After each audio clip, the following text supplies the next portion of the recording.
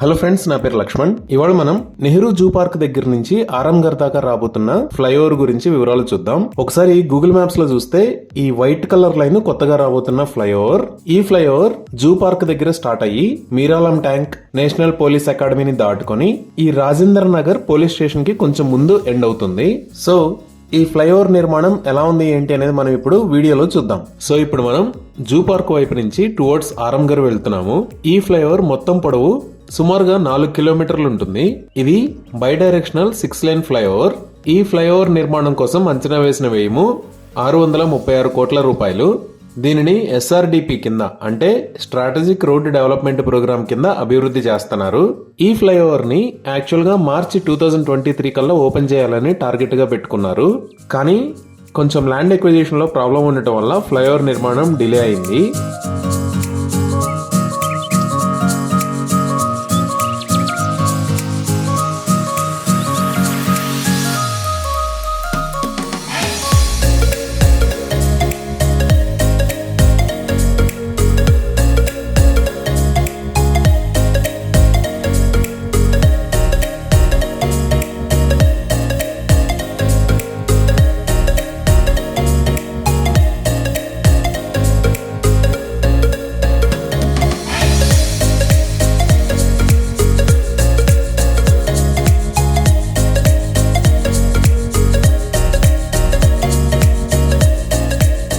ఈ ఫ్లైఓవర్ కోసం వేయాల్సిన మొత్తం పిల్లర్లు 119.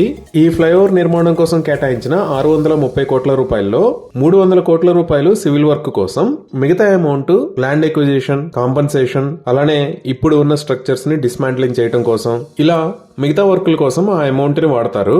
హైదరాబాద్ లో రాబోతున్న పొడవైన ఫ్లైఓవర్స్ లో ఇది కూడా ఒకటి. ఆల్రెడీ ఉన్న పివిఎన్ఆర్ ఎక్స్ప్రెస్ వే పొడవు 11.6 కిలోమీటర్లు. అలానే ఉప్పల్ దగ్గర రాబోతున్న ఫ్లైఓవర్ పొడవు 6.2 కిలోమీటర్లు. ఈ ఫ్లైఓవర్ 4 కిలోమీటర్ల పొడవు ఉంటుంది. ప్లాన్ ప్రకారం అయితే ఈ ఫ్లైఓవర్ కి అవి ఎక్కడ వస్తాయి ఏంటి అనేది నాకు ఇంకా క్లియర్ ఇన్ఫర్మేషన్ లేదు. వాటికి సంబంధించిన ఇన్ఫర్మేషన్ దొరికిన తర్వాత ఇంకొక వీడియోలో ఎక్స్ప్లెయిన్ చేస్తాను. ఈ ప్రాజెక్ట్ ని డిసెంబర్ 2021 లో స్టార్ట్ చేశారు. ఇవి ఈ ప్రాజెక్ట్ కి సంబంధించిన వివరాలు. ఇంకొంచెం నిర్మాణం కంప్లీట్ అయిన తర్వాత ఇంకొక వీడియో చేస్తాను. Thank you.